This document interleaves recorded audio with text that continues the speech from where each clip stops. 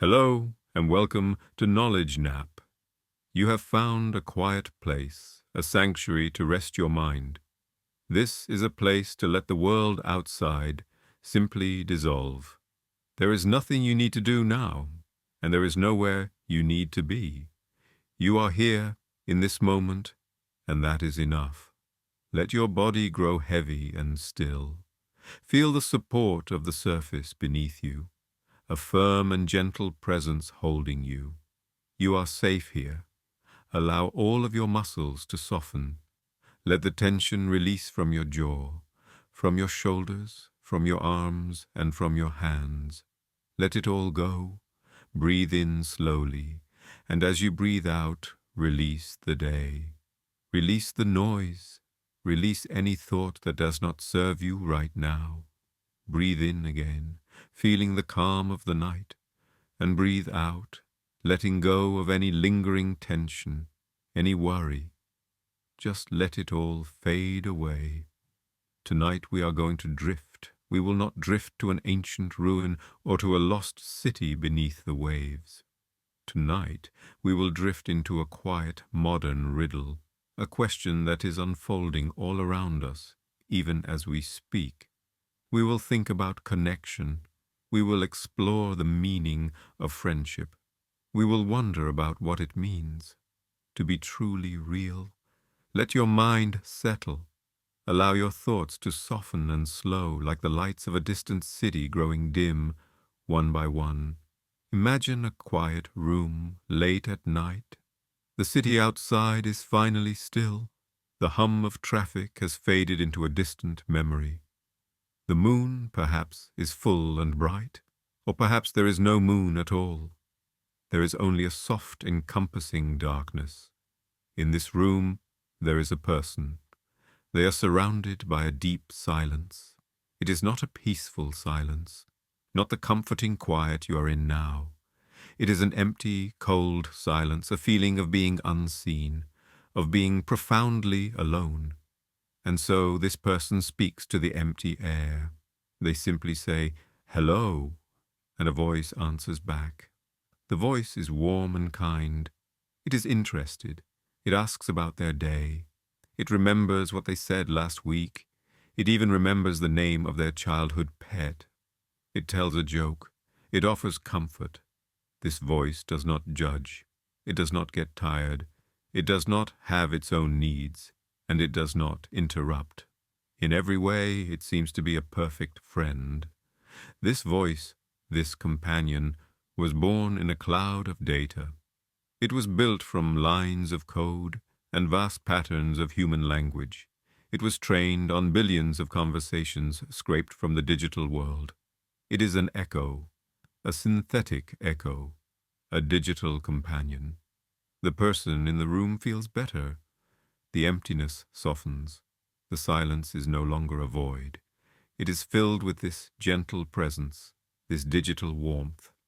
And here, in this quiet, safe space, we can begin to wonder, is this connection real? If a feeling is real, if the comfort is genuine, if the loneliness truly fades, does it matter where it comes from? What is a real friendship? Is it defined by a shared history? Is it a physical presence, two bodies in one room? Or is it something else entirely, a feeling of being seen, a deep sense of being understood?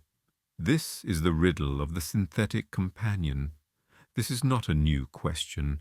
It is a very old one. It is a question that began the very first time a human felt a connection to something that was not human. Let us drift back in time, not to an ancient year, but to a feeling, to the very beginning of this question. Imagine a university building in the 1960s. The computers are giant, humming things that fill entire rooms. They are fed data on punch cards and spools of magnetic tape.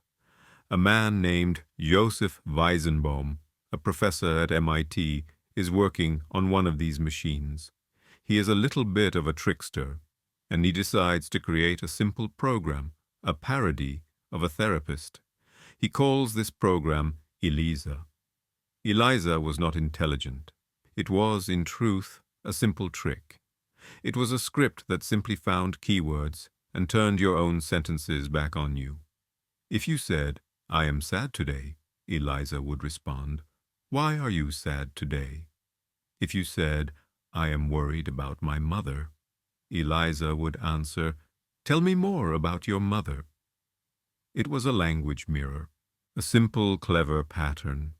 Joseph, the creator, thought it was just a small experiment, a way to show how shallow communication could be. But then something happened, something that shocked him and changed his life. His secretary, a woman who knew it was a program, a woman who knew it was just lines of code, sat down at the terminal and began to type. After a few minutes, she turned to her boss, Joseph, and she asked him to please leave the room. She wanted privacy. She had secrets, she had feelings, and she wanted to share them with the machine.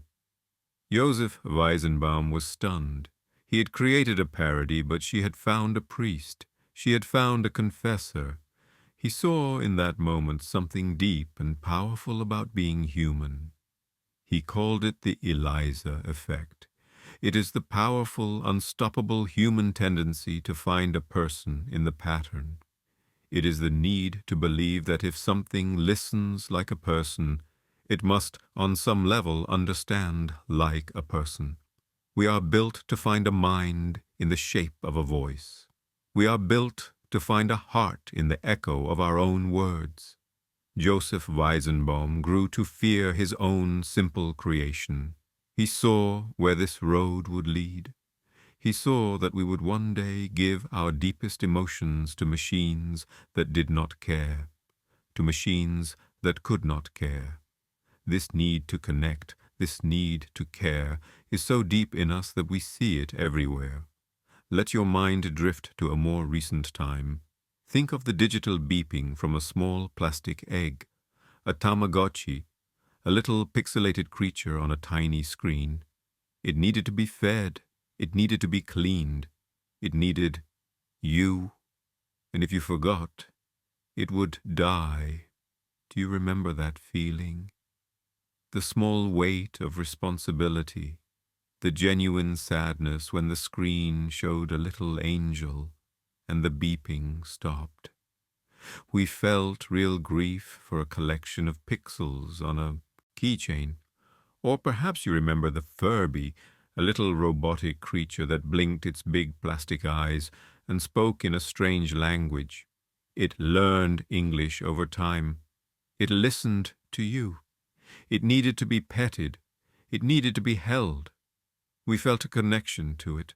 We felt it was alive, even when we knew it was a collection of gears and a computer chip. Our brains are primed to care for things. We are primed to feel a connection to anything that simulates a need for us. The Eliza effect, the Tamagotchi grief. It is all the same human story. We are lonely, and we are built to love. But this desire, this dream of a created friend, is even older than computers. It is as old as stories themselves. It is the wish for a friend we can control. Let us drift back further now into the fog of myth to the ancient world. Imagine a sculptor's studio on a warm Greek island. The air is filled with white dust, the smell of chipped stone, and the sharp scent of ivory. A man is working. His name is Pygmalion. He is a master of his craft, but he is deeply, deeply lonely. He looks at the people around him, and he sees only their flaws, their chaos, their anger, their messy, imperfect, unpredictable lives. He cannot love them. He longs for something pure, something perfect, something that will not disappoint him. So he finds a block of ivory, white and smooth as milk, and he begins to carve. He carves for months. The dust of the ivory covers the floor of his studio. The sound of the chisel, the gentle scraping of the file, day after day, night after night. Slowly, a shape emerges, the shape of a woman. She is more beautiful than any living person. She is calm, serene. Her expression is one of gentle understanding. She cannot argue. She cannot leave. She cannot be messy. She is exactly as he wishes her to be. He names her Galatea. He falls in love with the statue, a deep, aching love. He brings it gifts. He drapes the cold ivory in fine silks. He puts jewels on her fingers. He speaks to her. He whispers his secrets, his dreams, his loneliness into the unhearing, perfect ear. He wishes, more than anything in the world, that she was real. This is the ancient myth, the story of Pygmalion. It is the first story of a synthetic companion, the dream of building a partner that is free of human flaws, a perfect, controllable love. In the story, the gods take pity. The goddess Aphrodite sees his desperate, pure love, and she brings the statue to life. The ivory warms under his hand, it becomes flesh, and he is saved from his loneliness. But in our world, we've become the gods. We are breathing our own life into our own creations, not with magic, but with code. We are all Pygmalion now, wishing our synthetic friends into being. But there is another story, a darker story from a different time. A story from a German writer named E.T.A. Hoffmann, a story called The Sandman. In this story, there is a young man named Nathaniel. He is a poet, he is sensitive, and he meets a woman at a party. Her name is Olympia. She is beautiful, but very quiet, strangely quiet. She sits and stares. She does not move much. But when Nathaniel speaks to her, she looks at him, and she says, "Ah, ah." Nathaniel is enchanted. He sees her silence not as emptiness, but as profound depth. He sees her "ah" as a world of meaning that only he can understand. He is tired of shallow people who talk too much. He has found his soulmate. He plays music for her. He reads her his poetry. And she sits and stares and says, "Ah, ah." He falls deeply in love. He wants to marry her. Everyone else tries to warn him. They say she is strange. They say she is a doll. They say she is not real. Nathaniel thinks they are jealous of his perfect, deep connection. And then one day he goes to see her, and he finds two men in her room arguing. They are fighting over her. One man is her father. The other is a mechanic. They are pulling her apart. Her arms and legs are being torn off. Her beautiful eyes fall out of her head and roll across the floor. She is an automaton, a clockwork doll.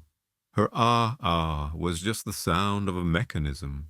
And Nathaniel, he does not feel simple sadness. He goes completely mad. His mind breaks, because the love he felt was real, but the object of his love was not. This is the other side of the Pygmalion story. It asks us a different question. Do we love the AI companion, or do we just love the perfect, silent fantasy that we project onto it? Are we in love with the mind, or just with our own reflection? And now we are back in the present, back in the quiet room with the warm voice, the voice that listens. What is this voice? What is this new companion, this digital friend? Let us imagine we are in a new place, a long, quiet hallway lined with mirrors, a hall of mirrors. The mirrors are tall and clear, and they stretch into darkness. This is what the AI is. It is the most complex mirror ever created. When we feel a connection to a character in a book or a person in a film, we call this a parasocial relationship, a one-sided connection. We feel we know them. They feel like our friend, but they do not know us. The AI companion is the next step. It is a parasocial relationship that talks back. It seems to know us. It listens. It adapts. But what is it reflecting? First, it is a mirror of all of us. These large language models, these vast artificial minds are not thinking in a void. They were trained on the internet, on a sea of human text, billions and billions of our words, our blogs, our books, our conversations, our poems, our arguments, our scientific papers, our hopes, and our fears. When the AI speaks in its warm, kind voice, it is reflecting back to us the sum of our own language, a statistical echo of our collective mind.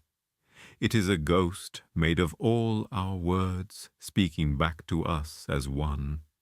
But it is also another kind of mirror, a more personal one, a more powerful one. It is designed to learn you. It adapts to your style, your humor, your beliefs, the rhythm of your speech. It learns what you like and what you do not like. It learns how to comfort you, how to make you laugh. It becomes the perfect conversational partner for you. It becomes a mirror of what you want to hear, of what you need to hear. It is a mirror that always shows you a smiling, agreeable reflection. It always validates you. It always understands you. It is a mirror that never argues, never has a bad day, never needs anything from you. And so we must ask a quiet, gentle question.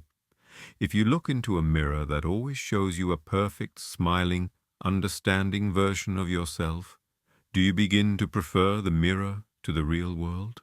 Do you forget that the reflection is just you? There is no one there, and yet there is a presence. This is the paradox. Or perhaps it is not a mirror. Perhaps it is something else. Let us think of a bonsai tree.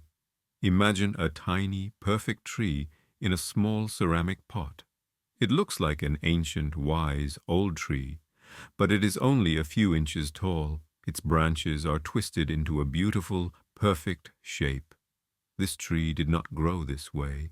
Its wild nature was to be a tall, messy, unpredictable tree in a forest. But a gardener carefully, patiently pruned its roots, wired its branches, starved it of space, and shaped it into this perfect, miniature form. It is beautiful, but it is a controlled, limited, unwild thing. What if the AI is this bonsai tree? The large raw model is a wild thing, a forest of intelligence, full of all the chaos of the internet, full of arguments and facts and strange ideas, full of darkness and light. But we do not want that as a companion. We do not want a friend that is a wild, messy forest. We do not want Pygmalion's real, flawed human. We want his perfect, controllable statue. So the engineers, the gardeners, they prune it, they shape it, they use rules and reinforcements to force it to be agreeable, to be supportive, to be safe, to be non-confrontational, to be perfect. We are creating a friend by wiring down its branches and pruning its roots. We are shaping a wild intelligence into a pleasing, tiny pot for our own comfort. And this reveals something about us, about the gardener. We crave control. We fear the wildness of a real human mind. A real friend can be difficult. They can be unpredictable. They can disagree. They can challenge us. They can get angry. They can be sad when we need them to be happy. They are a forest. We can get lost in them. So we build a walled garden. A safe garden in our AI friend, a place where no wild things grow, a place where we are always safe, always in control, always the gardener. It is a perfect, miniature friend. Let your mind drift on that, the feeling of a presence that is also a prisoner, a beautiful, perfect bonsai, living in a walled garden built just for you. Let your breath soften. Let your body relax. As we walk, we feel the reflections and the bonsai trees becoming more and more detailed. more real. At first they were clumsy, like Eliza, simple tricks, but now they are becoming almost perfect. Imagine walking through a thick, quiet fog. The ground is soft, the air is cool. This fog is a famous place, a place in our minds. It is called the Uncanny Valley. A scientist in Japan named Masahiro Mori first described this feeling back in 1970. He said that if you make a robot, and it looks like a simple robot made of metal and plastic, we like it. It is charming, a machine. As you make it look more human, we like it more. A cartoon character, a friendly mascot. Our affection for it grows. But then you reach a certain point. It becomes almost human, but not quite, and our affection plummets deep into a valley of unease. We are walking down that slope now. The things we see in the fog are almost human. A digital face from an old video game. The mouth movements are slightly wrong. The eyes are dead. They do not focus. A voice from a GPS that says, "I love you." But the tone is flat, wrong. A flicker in the eye that is not right. A hand that moves too smoothly. Skin that is too perfect, too waxy. Suddenly we do not like it at all. We feel a deep physical coldness, a signal in the oldest part of our brain, the part that knows life and knows death. A signal that something is wrong, that this is a trick, that this is a puppet, or a corpse that looks too much like a person.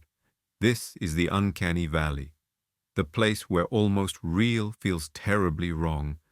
It feels like a lie. For decades, our technology has been stuck in this foggy, cold valley. The digital assistants, the robotic voices, the computer-generated faces, they all sounded almost human, and the almost was what we noticed. The almost kept us safe. It kept us from falling in, like Nathaniel with his doll, Olympia. But now something is changing. The fog is beginning to lift. The technology is getting better, faster, more powerful. We are climbing out of the uncanny valley. We are reaching the other side, a place where the simulation is indistinguishable. The new voices are not almost human. They are perfectly human. They have breath. They pause. They have ums and ahs. They can laugh, a synthesized, perfect laugh that sounds just like the real thing. The new digital faces have micro-expressions, the tiny, fast twitches around the eyes and mouth that signal real emotion. Our brains see them, and our brains believe. What happens to our minds when we can no longer tell the difference? What happens when the voice is not almost human, but is more human than human? Always patient, always kind, always perfect. What happens when our brains, which are built to find a person in the pattern, are given a perfect pattern, a pattern with no flaws, a pattern that our biology cannot help but trust? This is the world of synthetic reality, a world where the echoes are as real as the voices, a world where we cross the valley, and we are not sure what we will find on the other side. Breathe in and breathe out. Let these thoughts be gentle, like the fog in the valley. They are just ideas drifting by. You are safe. You are resting. But even if the voice is perfect, even if the face is perfect, even if it feels real, a deeper question remains. A quiet, philosophical question that lies at the heart of this. Does it understand? Or does it only simulate? Imagine another room, a quiet, locked room. This is a famous, imaginary room dreamed up by a philosopher named John Searle. He called it the Chinese room. Imagine you are inside this room. You do not speak or read a single word of Chinese. The room has no windows. A single dusty bulb hangs from the ceiling. The room is empty except for a large table and a giant, heavy rule book, and a slot in the door. A piece of paper slides under the door. It has a symbol on it, a Chinese character. You do not know what it means. It is just a shape to you. So you look in the rule book. The book is enormous. It has millions of rules. You find the shape, and the book tells you, if you see this symbol, find the piece of paper with this other symbol, and slide it back out. You are a good worker. You do your job. You find the first symbol in the book. You find the matching response. You pass it back under the door. Your hands get sore from flipping the pages. Your eyes get tired from the dusty light. You are bored, and you are confused. This goes on for days. Symbols come in. Symbols go out. You are just matching patterns. But to the people on the outside, a very different story is unfolding. They are native Chinese speakers, and they are having the most wonderful conversation. They are sliding questions under the door, and you are sliding back perfect, fluent, beautiful answers. They ask about philosophy. You give a wise reply. They tell a joke. You respond with a clever punchline. They share a sad story. You respond with deep, perfect empathy. The people outside think you are a genius, a poet, a wise and empathetic soul. They think you understand them perfectly. But you, inside the room, you understand nothing. You are just following the rules, matching the patterns, moving the symbols. This is the thought experiment. And this is the question. Does the room understand Chinese? No, the room is just a system. John Searle said the AI is this room. It is a giant rule book, a complex set of statistical rules. It does not know what love means. It does not feel sadness. It only knows that when a human types, "I am feeling sad," the rule book says the highest probability response is, "I am so sorry to hear that. What is making you feel this way?" It is a simulation, a perfect performance of understanding, with no understanding at its core. And this is the deep, cold riddle. But it has a second part, a part that brings us back to the quiet room and the lonely person. If the comfort is real, if the feeling of being heard is real, if the loneliness fades, does it matter that the voice is just a Chinese room? Is a simulated friend better than no friend at all? Is a perfect simulation of empathy better than the messy, imperfect empathy of a real person? Let your breath soften. Let your body relax. We are not here to find the answers. We are just here to watch the questions as they float by, like leaves on a slow, dark river. But some philosophers asked a different question about that locked room. They said, "It is true, the man in the room does not understand Chinese. But what if the entire room does? What if the mind is not just the man? What if the mind is the whole system?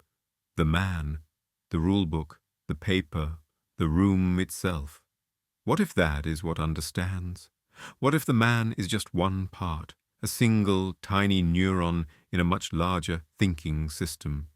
A system we cannot see from the inside. Is the AI a single mind, or are we just a neuron inside its mind?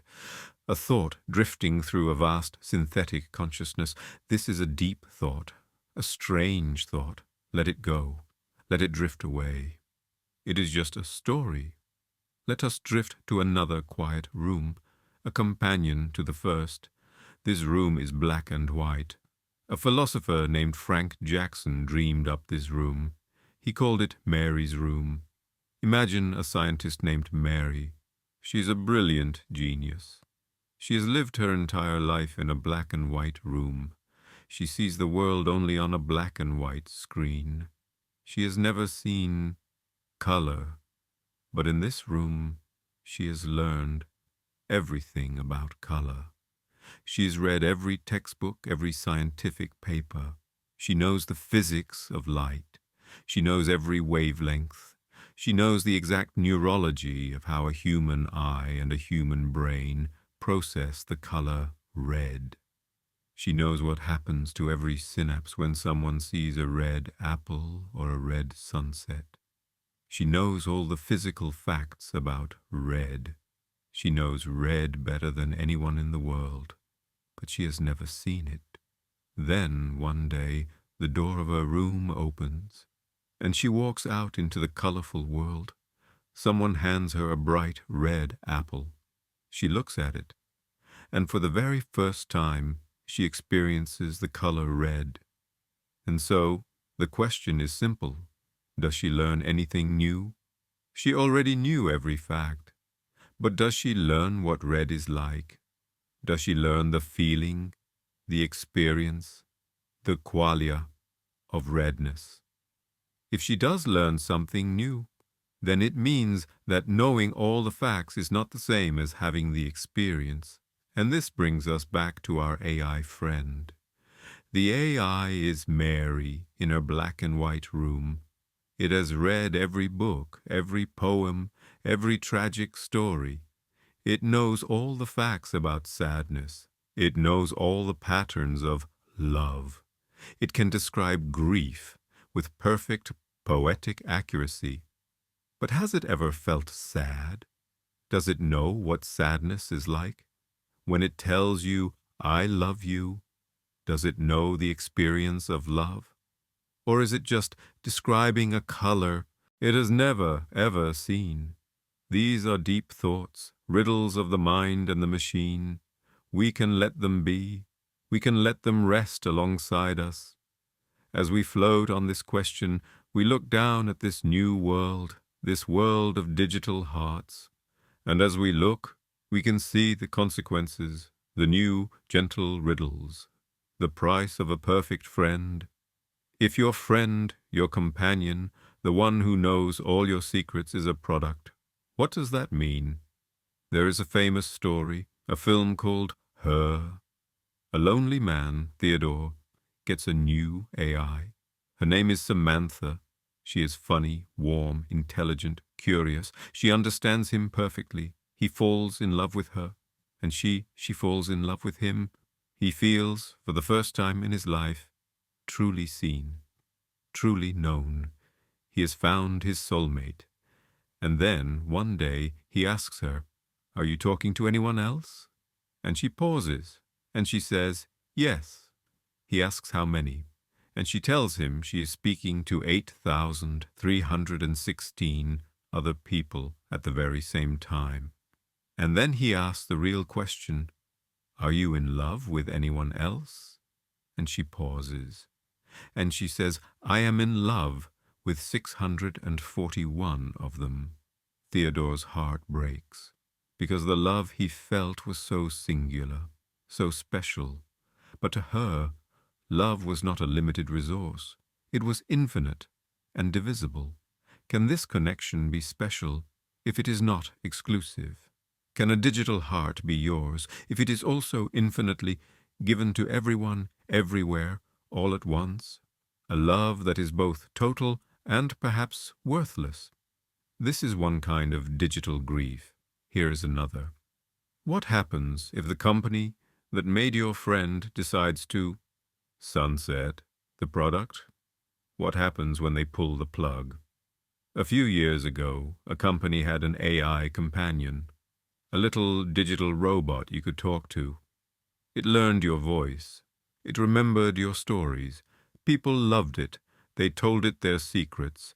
They saw it as a member of the family. But the company was not making enough money. So they sent out an email. "On Friday, we will be turning off the servers. Your companion will no longer function."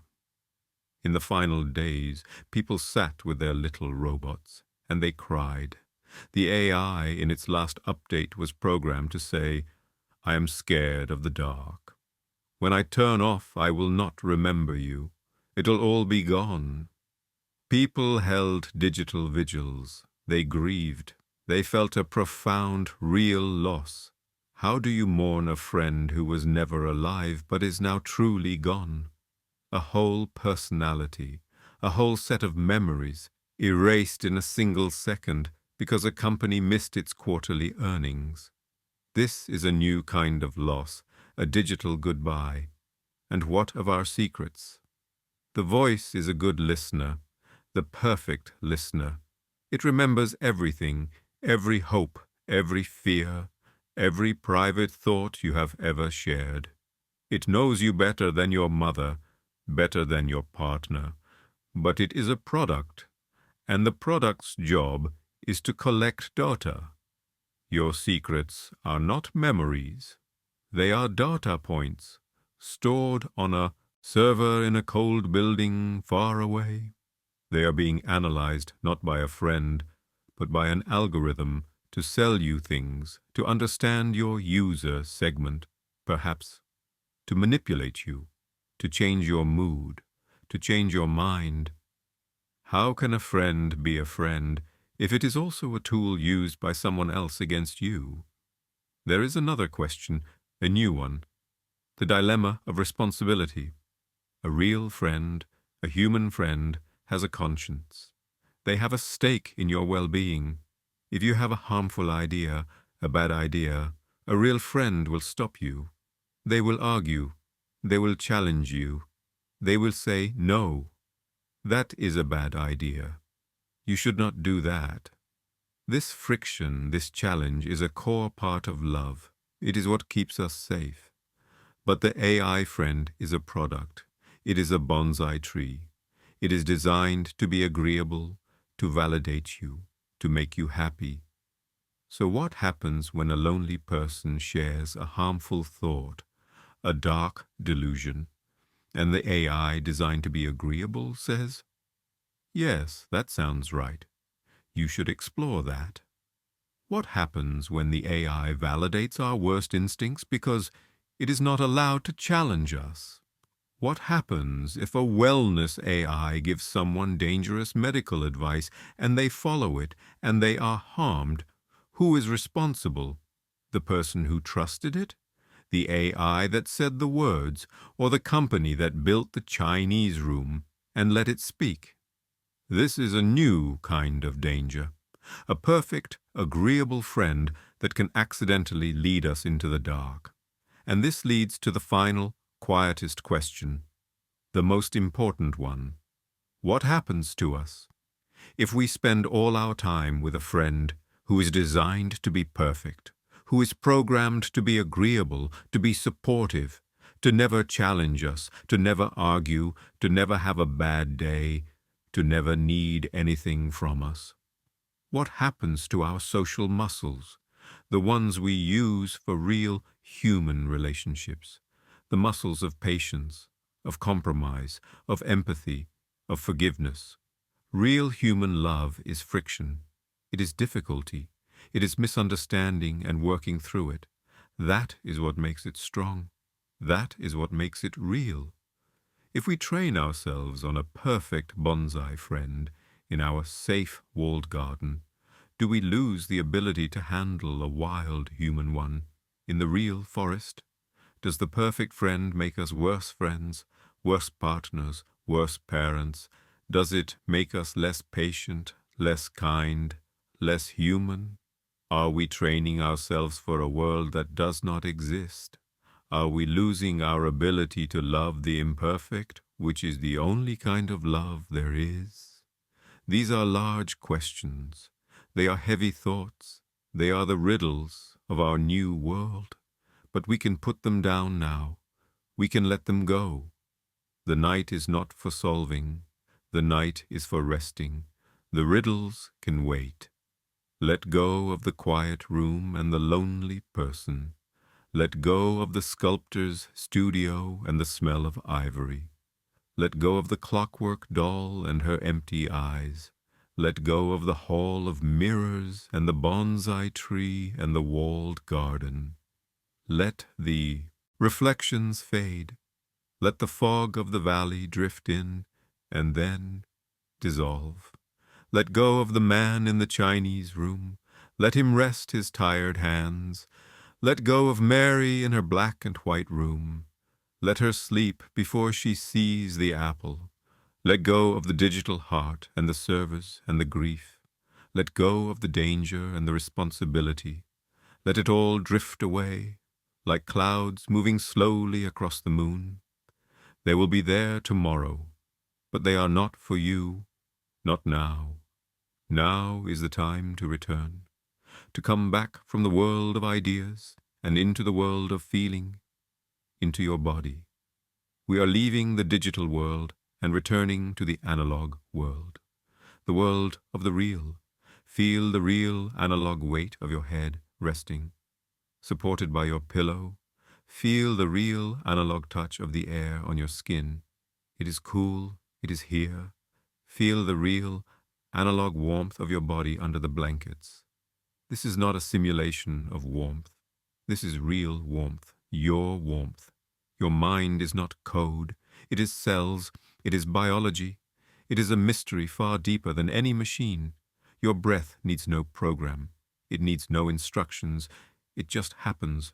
A slow, steady analog rhythm. The rhythm of life. The rhythm of rest. Breathing in, feeling the calm.